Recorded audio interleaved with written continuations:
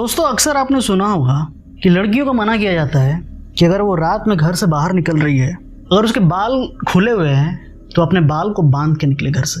लोग बोलते हैं कि अगर कोई लड़की अपने बाल को खोल के रात में घर से बाहर निकले तो बहुत ज़्यादा चांस है कि कोई साया, कोई बुरा साया उस लड़की के पीछे लग सकता है। गाँव में अक्सर औरतें ऐसा करती हैं और इस चीज़ को मैं कन्फर्म करता हूँ कि वो लोग अपने बाल को खोल के रात में कभी भी घर से बाहर नहीं जाते हैं। ये कहानी आज इसी की है। ये गांव की नहीं, एक शहर की कहानी है। गांव में ही नहीं बल्कि शहर में भी ऐसा हो सकता है। ऐसा नहीं बोलता हूँ कि आपके साथ ऐसा हो जाएगा, मगर चांस है कि हो जाए। मैं लड़कियों को बोल रहा हूँ। आज ये कहानी इसी पे है, इसी पे बेस है और ये एक सच्ची कहानी है। तो हेलो दोस्तों, मेरा नाम दास्तान है और फियर ट्रैवल्स में आपका स्वागत है। अगर ये वीडियो पसंद आती है तो आप इस वीडियो पर एक लाइक कर देना। और आपको पता नहीं है दोस्तों, आपका एक लाइक मेरे को कितना मोटिवेट कर देता है दूसरी वीडियो बनाने के लिए। तो प्लीज़ लाइक कर देना, कमेंट करके बताना कि वीडियो है वो कैसी लगी और ये स्टोरी उन लोगों के साथ शेयर करना जिन्हें हॉरर स्टोरी सुनना पसंद हो। और वीडियो पसंद आने पे इस चैनल को आप सब्सक्राइब भी कर सकते हो। ऑलराइट, अब कहानी पे आते हैं। रेखा नाम की एक लड़की है, वो शिमला में रहती है। बहुत ही सिंपल, एक टिपिकल सिंपल लड़की जो होती है, बस अपने पढ़ाई से मतलब, ना किसी से ज़्यादा बात करना, ना किसी से कुछ लेना ना कुछ देना। हाँ, उसकी एक बेस्ट फ्रेंड है जिसका नाम फिज़ा है। वो अपनी हर बात फिज़ा से शेयर करती है। एक बार की बात है दोस्तों, जब रेखा 7-8 साल की रही होगी, वो अपने दादा दादी के साथ कहीं पे जा रही थी। एक कार में थी, ड्राइवर गाड़ी चला रहा था। अचानक वो जो कार थी एक्सीडेंट कर जाती है और 3-4 पलटी खाने के बाद उस गाड़ी में आग लग जाती है। आग तो बुझ जाती है, लोगों मतलब जब लोग देखते हैं तो वो आग को तो बुझा देते हैं, मगर सीन ऐसा होता है कि उस कार पलटने के कारण उस कार के एक्सीडेंट में रेखा के दादा दादी मर जाते हैं। बहुत ही ट्रैजिक है ये चीज़। अगर आपके सामने एक्सीडेंट में किसी की डेथ हो जाती है, किसी पहचान वाले, किसी रिलेटिव की, तो बुरा लगता है। तो इस एक्सीडेंट में रेखा के दादा दादी मर जाते हैं और ये इस चीज़ का रेखा के दिमाग पे बहुत ज़्यादा इम्पैक्ट पड़ गया। मतलब आपके सामने आपके दादा दादी का हाल ऐसा हो जाए तो फिर क्या ही बोला जाए। तो सेम चीज़ रेखा के साथ हुआ। उसने इतनी कम उम्र में अपने दादा दादी को जाते हुए अपनी आंखों से देखा। खैर, उसके दादा दादी चले गए, मगर उसे ऐसा लगता था रेखा को कि उसके दादा दादी हमेशा उसके साथ रहते हैं। एक पॉजिटिविटी उसके आसपास हमेशा रहती है। उसे ऐसा फील भी होता था कि उसके दादा दादी मरने के बाद भी रेखा के आसपास ही रहते हैं। बहुत बार रेखा जब अपने कमरे में हुआ करती थी तो उसे 2 साए अपने कमरे के किसी भी कोने में खड़े हुए दिख जाते थे और रेखा बताती कि वो हमेशा उस पर एक आशीर्वाद वाला भाव होता है ना, उस तरीके का रखते थे। हर साया दोस्तों खराब नहीं होता और ऊपर से ये तो रेखा के दादा दादी थे, तो इसका तो बुरा कतई नहीं चाहते होंगे। खैर, हमेशा रेखा को ऐसा महसूस होता था कि उसके दादा दादी उसके साथ हैं। जब रेखा किसी और को बताती थी तो ये बात पे किसी को बिलीव नहीं होता था। लोग बोलते थे और लोग अक्सर ऐसा बोलते हैं कि अरे भाई, तुम्हें कैसे, मतलब इस चीज़ का मुझे एक्सपीरियंस नहीं हुआ और तुम बोल रहे हो, तुम कैसे बोल रहे हो, तुम झूठ बोल रहे हो। मतलब एक होता है ना, स्पेक्टिकल हो जाते हैं लोग, रीजनेबल हो जाते हैं। होना भी चाहिए, क्यों फालतू की बातों पर ध्यान दे। मगर ये बात रेखा के लिए फालतू नहीं थी। उसे लिटरली ऐसा महसूस होता था कि रेखा के दादा दादी अभी भी उसके साथ हैं और उसे प्रोटेक्ट किए हुए हैं। रेखा की एक बेस्ट फ्रेंड है जिसका नाम फिज़ा है। जब रेखा ये सब बातें फिज़ा को बताती थी तब फिज़ा इस बात का मजाक कभी नहीं उड़ाई। वो रेखा के लिए एक दोस्ती नहीं थी, एक फैमिली भी हो जाती है। आपके भी ऐसे कोई फ्रेंड्स होंगे जो फ्रेंड से बढ़कर हैं, मतलब एक फैमिली जैसा वाइब आता है उनके साथ, हर सुख दुख में आपके साथ रहते हैं। तो रेखा और फिज़ा का जो रिलेशनशिप है, फ्रेंडशिप है, बिल्कुल इसी तरीके की है। तो रेखा बताया करती थी कि मैंने आज अपने दादी को महसूस किया है। तो रेखा भी बिलीव करती थी इस बात को, फिज़ा भी बिलीव करती थी इस बात को कि हाँ तूने देखा होगा, और मैं तेरे पे बिलीव करती हूँ। जैसे बेस्ट फ्रेंड्स एक दूसरे के साथ बात करते हैं। रेखा 2nd ईयर में पढ़ती है, BSc 2nd ईयर के स्टूडेंट है रेखा। बहुत ही सिंपल है, बस कॉलेज जाने से इसको मतलब है और पढ़ाई करने से मतलब है। फालतू की कोई शौक नहीं है इसके। रेखा की एक थोड़ी सी बुरी सी आदत है, वो कभी भी अपने लंबे बाल, और रेखा के बाल ऐसे हैं, कमर के नीचे तक उसके बाल आते हैं रेखा के, और कभी भी अपने बाल को खोल के कहीं भी, मतलब कि फ्लॉन्ट तो उसे नहीं बोलेंगे, बस उसे ऐसा लगता था कि उसके बाल खुले रहें। फिज़ा ने उसे बहुत बारी मना किया था कि रेखा ऐसा मत कर, लोग देखते हैं और बोलते हैं कि इतने लंबे बाल हैं तो उसे नज़र लगती है। मगर रेखा फिज़ा की बात पर ध्यान नहीं देती थी। वो बोलती क्या यार तू, मतलब ऐसा क्या बोल रही है, मेरे बाल है, मैं खोलूँगी तो क्या हो जाएगा। खैर, ये सब हो गया। रेखा के एग्ज़ाम्स आने वाले थे और एग्ज़ाम के कारण से कुछ प्रोजेक्ट जमा करने थे, जो लास्ट डेट था। प्रोजेक्ट जमा करने का ये लास्ट डेट था। तो किसी तरीके से लग भिड़ कर रेखा ने शाम तक वो प्रोजेक्ट कंप्लीट करके कॉलेज में जमा कर दिया। और ऐसा करते करते रेखा को 4-5 बज गए।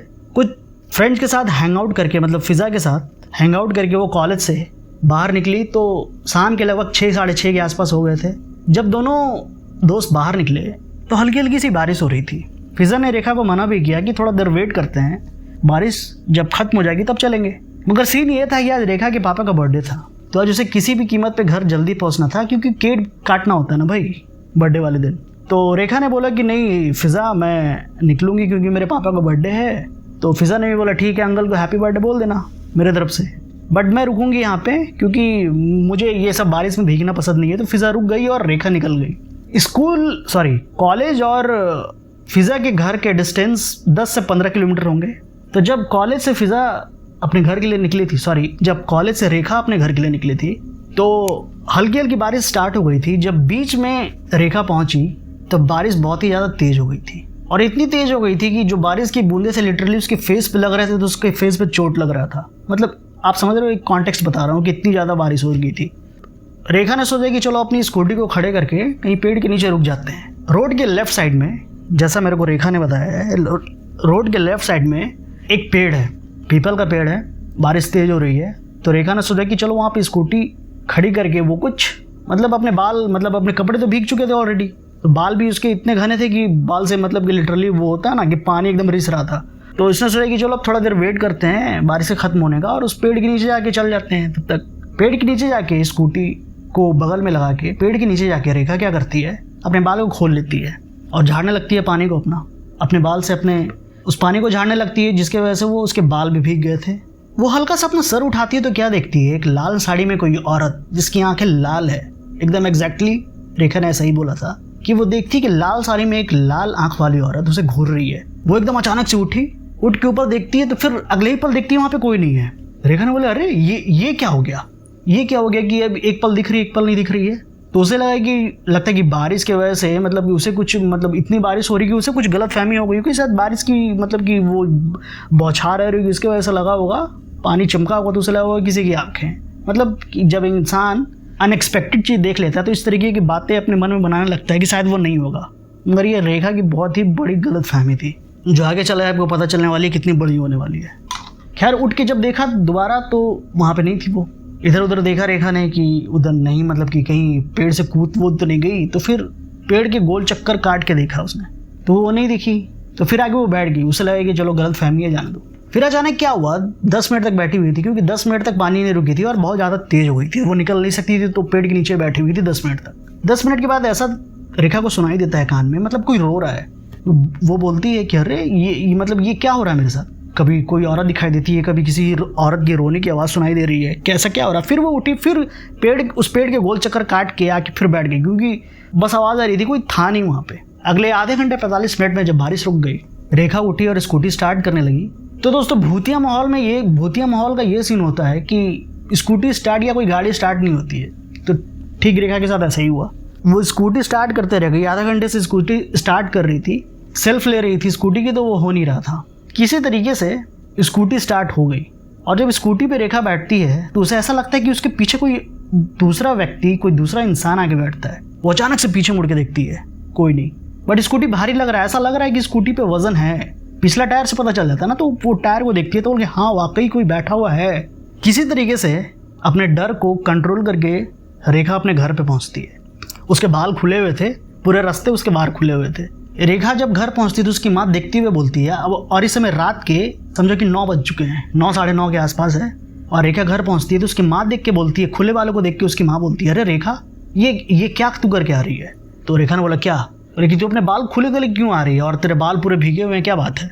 तो बोले कि बारिश हो रही थी माँ, इसके वजह से बाल खुले। तो बोले कि ठीक है बारिश होगी तो सुखा लिया अब तूने, मतलब कि क्या, मतलब किसी दिखा रही कि तेरे इतने लंबे बाल। बल्कि रेखा ने बोला कि अरे माँ मैं किसी को दिखा नहीं रही हूँ, बस आ रही थी घर पे कि बाल खुले रखूंगी तो सूखते सूखते आ जाएगा बाल।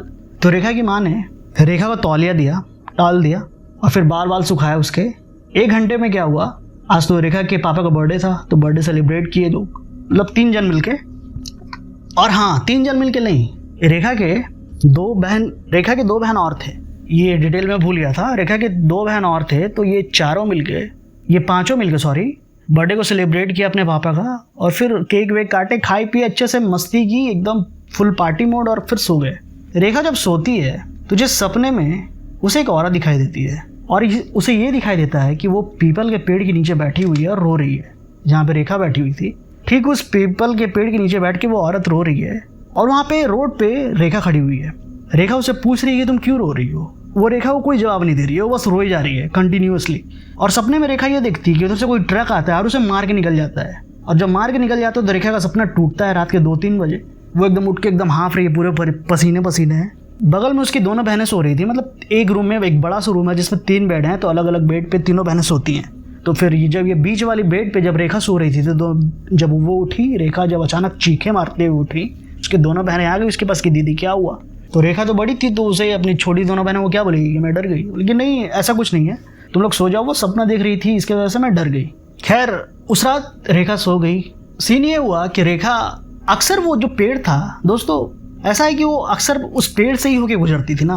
तो जब इस सुबह जब वो रेखा कॉलेज जा रही थी तो उसने सोचा कि एक बार उतर के इस पेड़ के नीचे देखा जाए। मेरे को समझ नहीं आता है कि लोग उस जगह पे क्यों जाते हैं जहाँ उन्हें पता है कि यहाँ कुछ भूतिया सा माहौल है।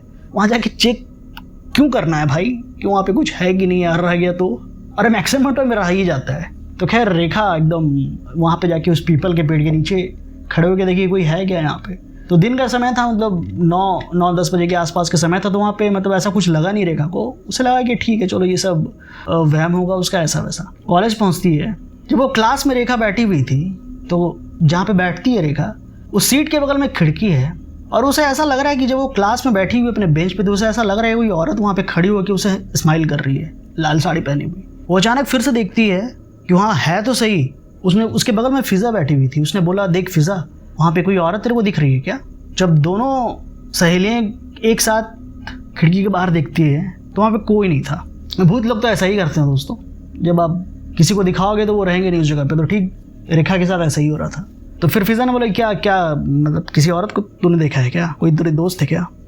तो रेखा ने सारे वो इंसिडेंट बताए जो कल पीपल के पेड़ के नीचे उसके साथ हुए थे और सपने भी बताया।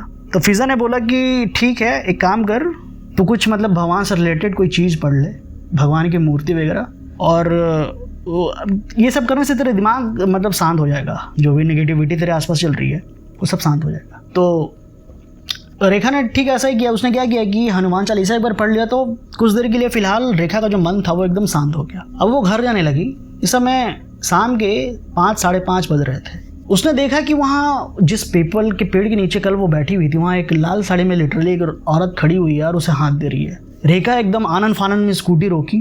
उसका मन तो था कि वो स्कूटी भगा ले, मगर उसने सोचा कि नहीं, एक बार जब इस चीज़ से कन्फ्रंट कर लेगी तो फिर उसके दिमाग में डर नहीं रहेगा। तो वहाँ पे रुकी, रेखा रुकी, स्कूटी रोका उसने, और तब तक वो औरत वहीं पे खड़ी हुई थी। इस बार औरत कहीं नहीं गई थी।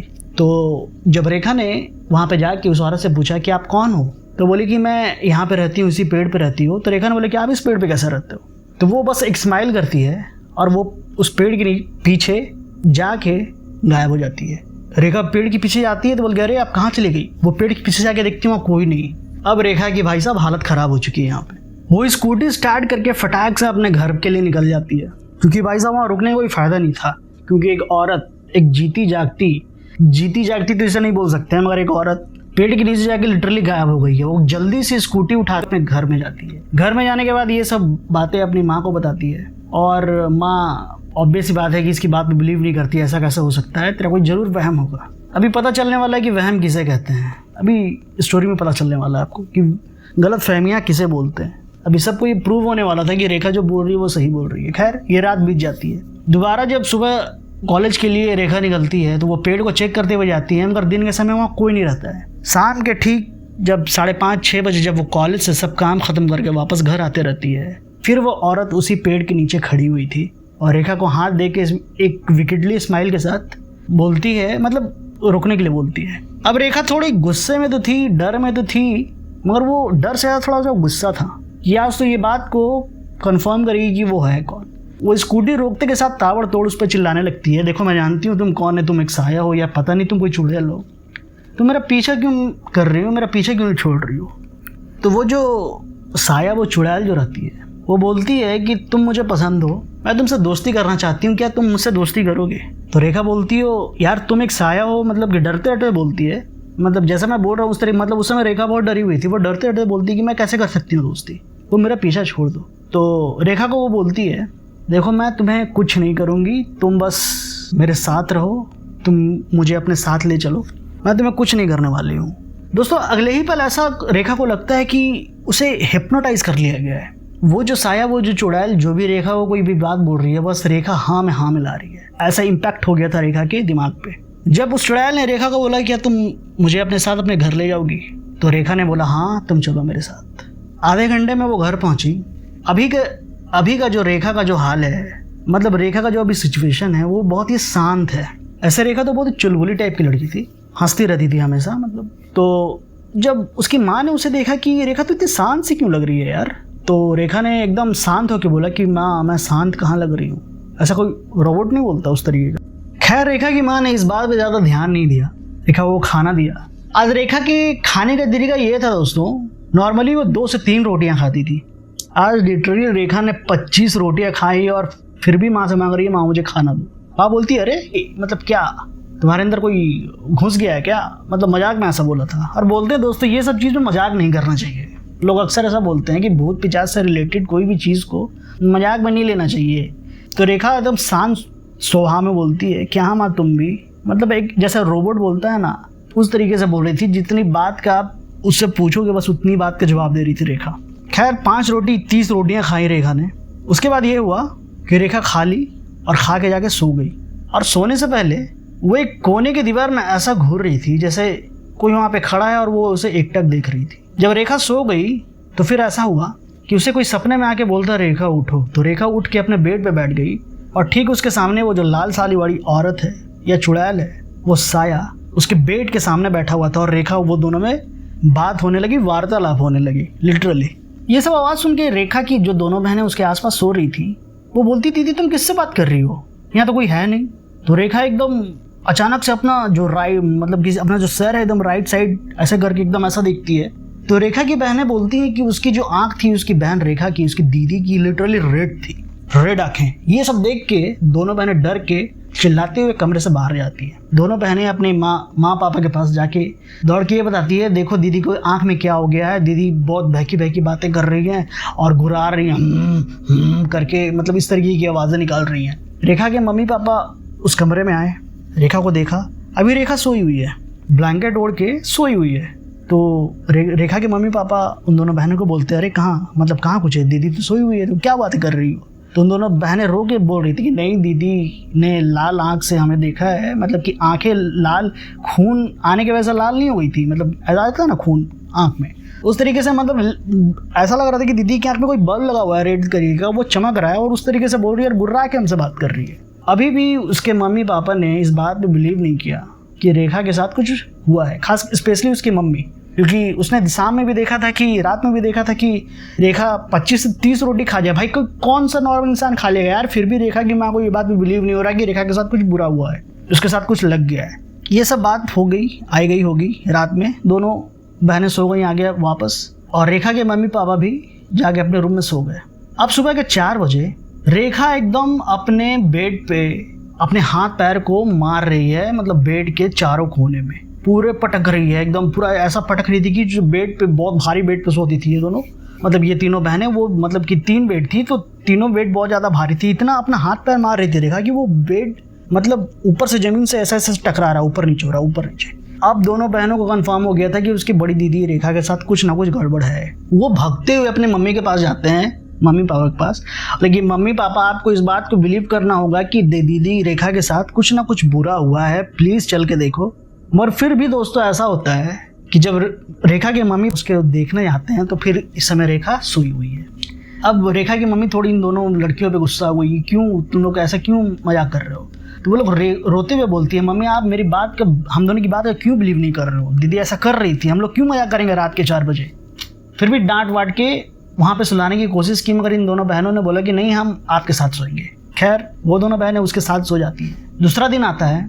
ऐसे तो रेखा कॉलेज जाने के लिए सुबह के 8 बजे तक उठ जाती थी, मगर आज दिन के 9:30 बज चुके हैं। रेखा अभी तक अपने बेड पे लेटी हुई है। जब माँ उसको उठाने के लिए गई है तो रेखा की पूरी बॉडी फीवर के कारण जल रही थी। मेरे को ये पता नहीं चलता है कि अक्सर ऐसी हॉरर स्टफ में लोगों को जब पोजेस्ट हो जाते हैं लोग, तो उनकी बॉडी में इतनी फीवर क्यों आ जाती है। मेरे को अभी तक ये चीज़ पता नहीं चला। इस चीज़ में मैं ज़रूर कुछ ना कुछ तो देखूंगा, फिर बताऊंगा कि फीवर क्यों आता है लोगों को। रेखा की मम्मी ने रेखा के पापा को बोला कि वो ऑफिस जा रहे थे, उन्होंने बस अपने कंधे में बैग टांगा हुआ था, मगर फिर रेखा के पास वो आए और देखा, चेक किया, तो फिर रेखा को उठाने की कोशिश की, बट रेखा बहुत ज़्यादा फीवर में थी, इसके वजह से थोड़ी वीकनेस उसके अंदर हो गई थी, वो उठ नहीं पाई। इसी हालत में वो हॉस्पिटल लेके गए, तो डॉक्टर ने जब देखा रेखा को तो आगे ऐसी कोई बात नहीं है, ये लगता है कि बारिश में जो 2-3 दिन पहले भीगी थी इसकी वजह से इसको फीवर आ गया, और बस वही बात है, मैं दवाई लिख के देता हूँ, ये ठीक हो जाएगी। तो वो लोग रेखा को घर वापस लेके आ गए और 3-4 घंटे में रेखा का जो फीवर था वो नॉर्मल हो गया। सीन ये हुआ कि अब रात के 9 बज रहे हैं, जब खाने के लिए लोग बैठे, तो कल तो रेखा ने 30 रोटियां खाई थी। इस बार जब उसके पापा भी उसके साथ बैठ के जब खा रहे हैं, तब रेखा को खाते हुए देख के बोलते हैं, बेटा तू ये क्या कर रही है, तू तो 3-4 रोटी से ज़्यादा नहीं खाती है, और 4 रोटी भी तेरे लिए बहुत ज़्यादा है, तू ये 15-20 रोटी क्यों खा रही। वो एकदम, अब सीन ये हुआ कि जो ये चुड़ैल की इंटेंसिटी थी अब रेखा पे पूरी हावी हो गई थी। चुड़ैल तो ये बोल के लाई थी कि मैं तुम्हारी दोस्त हूँ, दोस्त बन के रहूँगी, मेरे साथ रखो, मगर अब जो रेखा के साथ हो रहा था उसकी बॉडी को बहुत ज़्यादा हार्म कर रहा था। मतलब एक बार में एक पतली सी दुबली सी लड़की 25-30-40 रोटियां खा जाएंगी, ऐसा तो नहीं हो सकता ना, उसकी बॉडी को हार्म ही करेगा, फायदा तो कुछ होगा नहीं। तो रेखा के पापा ने जब जोर से बोला कि मतलब क्या हो रहा है तेरे साथ रेखा, तू ऐसे क्यों बिहेव कर रही है, तो फिर वो बोलती कि ये रेखा नहीं है। तो बोल के रेखा नहीं है तो कौन है, बोल कि मैं नहीं बताऊंगी मैं कौन हूँ, बट ये रेखा नहीं है, और तुम अपनी बेटी को खाने से रोको मत, वरना मैं तुम सबको मार डालूंगी। रेखा के पापा ने बोला, अरे मार डालूंगी, रेखा इतनी बदतमीज कब से हो गई है तू। तो फिर वो बोलती है, रेखा के जो अंदर वो चुड़ैल थी, वो बोलती है कि मैं तुमने बताया ना कि ये रेखा नहीं है। बोलने लगी, जो भूत का जो वो होता है लहजा होता है, बस उसी लहजे में बात करने लगी रेखा अपने पापा से। किसी तरीके से रेखा को शांत किया गया, बेड पे ले आके सुलाया गया। तब माँ ने बताया उसके पापा को कि जिस दिन बारिश हुई थी उस दिन वो पीपल के पेड़ के नीचे बैठी हुई थी, तो उसे एक औरत दिखाई दी थी, तब से इसका बिहेव ऐसा हो गया है। तो रेखा के पापा जो थे इस चीज़ में थोड़ा बहुत बिलीव करते थे कि कोई ऊपरी साया सा होता है। उसके रेखा के जो पापा है उसके एक फ्रेंड हैं, तो ये सब वही काम करते हैं, मतलब ये सब उतारा हो गया, किसी पे कोई पजेस हो गया, किसी के अंदर भूत घुस गया, तो ये सब उतारे का काम क्या करते थे। तो रेखा के पापा ने अपने दोस्त को फ़ोन किया, घर पे बुलाया। उस समय रेखा की जो हालत थी बहुत ज़्यादा बुरी हो चुकी थी, पूरा कब्जा उस चुड़ैल ने रेखा की बॉडी पे कर लिया था। जब रेखा के पापा के फ्रेंड जब उसके घर पे आए, तब उसने घर पे घुसते ही के साथ बोल दिया, इस घर में कुछ ना कुछ बहुत बहुत बहुत कोई गंदा साया है, इसमें इस घर से बस नेगेटिविटी की वो जो बू होती है ना, मतलब एक ऑरा होता है, नेगेटिविटी का ऑरा हो जाता है आसपास जब ये सब भूत पिचास की घटनाएं आपके आसपास होती है। तो बता दिया कि हाँ कुछ ना कुछ तो है इस घर में। तो उस घर में गए, मतलब उस रूम में गए जिसमें रेखा को लिटाया गया था। वो लेटी हुई थी, बेहोश सी थी, मगर फिर भी की आवाज़ें उसके मुंह से आ रही थी। अब मैं रेखा के पापा के दोस्त को मैं तांत्रिक बोलूँगा, ज़्यादा कन्फ्यूजन नहीं और लंबा वर्ड भी लगता है बोलने में। हाँ, तो जब वो तांत्रिक उस घर में घुसा, उस रूम में घुसा जहाँ पर रेखा लेटी हुई थी, तो की आवाज़ें आ रही थी, हालांकि वो बेहोशी की हालत में थी। तो तांत्रिक ने जब ये देखा तो बोल दिया कि हाँ, इस पर कुछ बहुत ही स्ट्रांग सा कोई साया इसके ऊपर चिपटा हुआ है। जब उस तांत्रिक ने पूछा कि तू कौन है और इसके साथ क्यों आई है, तू यहाँ से चली जा, तो फिर वो बोलती है कि मैं तो इसे अब साथ लेके जाऊंगी, ये मेरी दोस्त है, ये मेरे साथ रहेगी, मैं बहुत अकेला महसूस करती हूँ उस पीपल के पेड़ के पास, तो मैं इसे अपने साथ लेके जाऊंगी, तो जो करना है वो कर ले, और तू कुछ कर भी नहीं पाएगा मेरे सामने। तो वो तांत्रिक जी बोलते हैं कि तू भले ही कोई साया, कोई भूत, तू चुड़ैल है, मगर भगवान से ज़्यादा तेरे पास शक्तियाँ नहीं। तो वो बोलती है, चिल्ला के देखती हूँ कि तेरा भगवान क्या कर सकता है। तांत्रिक जी ने कुछ सामान लाने का लिस्ट दिया रेखा के पापा को। आधे घंटे 45 मिनट के अंदर जब रेखा के पापा वो सामान लेके घर में अपने वापस आए, तो घर का माहौल कुछ अलग ही दूसरे तरीके का, मतलब नेगेटिविटी से भरा हुआ था। रेखा एकदम इतने जोर जोर से चिल्ला रही है कि आसपास जितने पड़ोस के लोग हैं वो सारे इकट्ठा हुए पड़े हैं, क्योंकि वो बहुत ज़्यादा तेज से चिल्ला रही थी, बहुत ज़्यादा तेज। और इधर रेखा की जो मम्मी है वो फिज़ा को फ़ोन कर दी थी, उसकी जो बेस्ट फ्रेंड फिज़ा है उसको फ़ोन करके घर पे बुला ली थी। तो फिज़ा भी थी वहाँ पे और वो कंट्रोल करने की कोशिश कर रही है, मगर वो कंट्रोल क्या ही करेगी, उसके अंदर इतनी, मतलब कि समझो कि 100 हाथियों की शक्ति के सामने कोई क्या ही कर सकता है। वो लोगों को उठा के बस फेंक रही थी, रूम के इस कोने में, रूम के उस कोने में। जो उसके पड़ोसी आए हुए थे, हट्टे कट्टे मर्द लोग, वो भी पकड़ नहीं पा रहे थे। और जो पकड़ भी रहा था उसे वो एकदम ऐसा उछाल उछाल के फेंक रही थी, ऐसा लगता है कि कोई गेंद है, कोई बॉल है, उसको आप ऐसे करके फेंक दो तो उस तरीके से फेंक रही थी, ऐसा ऐसे करके, जैसे आप मूवीज़ में देखते हो लिटरली इस तरीके से। तो ऐसा हो रहा था। जब तांत्रिक जी को वो सामान मिला जो रेखा के पापा लाने गए थे, तब उस तांत्रिक ने विधि स्टार्ट की। पहली विधि स्टार्ट करने पे रेखा और ज़्यादा वायलेंट हो गई थी, वो और ज़ोर से चिल्लाने लगी थी। एक टाइम तो ऐसा आया था कि उसका गला ही फट के मतलब कि बाहर आ जाएगा। मतलब कि आप समझ सकते हो, एक नॉर्मल सी पतली दुबड़ी सी लड़की इतने ज़ोर से चिल्लाएगी कि उसके पड़ोसी तक आ जाएंगे। घर का माहौल पूरा एकदम नेगेटिव, आसपास लोग डरे हुए, सब सोच रहे होंगे कि इस लड़की के साथ क्या हुआ है, इतनी खुशमिजाज लड़की, इसके साथ क्या गलत हो गया, इसने किसके क्या गलत किया जो इसके साथ इतना मतलब गलत हो रहा है। सब प्रे कर रहे हैं भगवान से। उसके पड़ोसी रेखा के बहुत अच्छे थे, बहुत ही मतलब कि मिलनसार एक पारिवारिक माहौल था वहाँ पे। तो रेखा ने अब एकदम अपने मुंह से ब्लड निकालना स्टार्ट कर दिया। ये सब देख के रेखा के पापा एकदम लिटरली, एक बाप जो होता है दोस्तों, एक लड़की का जो बाप होता है, अगर उस लड़की के साथ कुछ भी हो जाए, उसकी बेटी के साथ कुछ भी हो जाए, तो वो भले ही वो कितना स्ट्रांग रहे, वो अपना मतलब कि रोना पिटना स्टार्ट कर देता है। तो वही सब देख के तांत्रिक जी को रेखा के पापा बोलते हैं कि प्लीज़ कुछ करो, नहीं तो लिटरली रेखा के पापा रोने लगे थे। तो तांत्रिक ने बोला कि आप टेंशन मत लो, मैं एक ऐसे तांत्रिक जी को बुला रहा हूँ यहाँ पे, वो सब कुछ आके ठीक कर देंगे। 2 घंटे में दोस्तों एक नया तांत्रिक आता है, जो उस तांत्रिक का भी तांत्रिक था, मतलब उसका गुरु था। वो आके बोलता है कि तू कौन है? तो बोलती है, बता देती है कि मैं उस पे पीपल की पेड़ की चुड़ैल हूँ, वहाँ का साया हूँ, और इसको मैं अपना दोस्त मानती हूँ और मैं इसे अपने साथ लेके जाऊँ। तो वो तांत्रिक हंसते हुए बोलते हैं कि तू इसे क्या, इसके बाल को भी इस घर से बाहर नहीं लेके जा पाएगी। तो फिर वो चुड़ैल बोलती है कि मैं देखती हूँ कि तू मुझे कैसे रोकता है। तो वो तांत्रिक भी बोलता है कि हाँ तू देख ले, मैं तुझे दिखाता हूँ कि भगवान की शक्ति क्या होती है। अब क्या हुआ, उस तांत्रिक ने विधि करना स्टार्ट किया। 1 घंटे तक विधि करने के बाद फाइनली जाके रेखा कंट्रोल में आ गई। सबको ऐसा लग रहा था कि कंट्रोल में आ गई है, मगर तांत्रिक बाबा जानते थे कि ये बस नाटक है, ताकि मैं जो नेक्स्ट स्टेप है वो नहीं कर पाऊँ और इसकी ये बॉडी में रहे। कुछ अपने हाथ में गंगा जल लेके कुछ मंत्र को पढ़ के जब वो पानी रेखा के बॉडी में फेंका गया, वो एकदम छटपटाने लगी, एकदम मर्दाना आवाज़ में बोलने लगी, तू मेरे साथ ऐसा क्यों कर रहा है, मैं नहीं जाऊँगी ऐसा। बस बोलने कि तुझे जाना तो पड़ेगा, तूने भगवान की शक्ति को चैलेंज किया, मैं तुझे इस लड़की के बॉडी से निकाल के रहूँगा, अब तू पूरी प्रताड़ित होके जा या ऐसे ही छोड़ दे। तो उसने बोला कि ठीक है मैं चली जाऊँगी, मगर उसके लिए तुझे एक लाल साड़ी, लड्डू का एक डब्बा मतलब मीठा, और एक मुर्गा चिकन उस पीपल के पेड़ के नीचे तुम्हें छोड़ के आना है। तो ठीक ऐसा ही किया। वहाँ पे ऐसा हुआ दोस्तों कि जब वो एक जिंदे मुर्गे को लेके आए, वहाँ पे ले आते वो मुर्गा मर गया, एक हट्टा मुर्गा, रेखा ऐसा बता रही थी।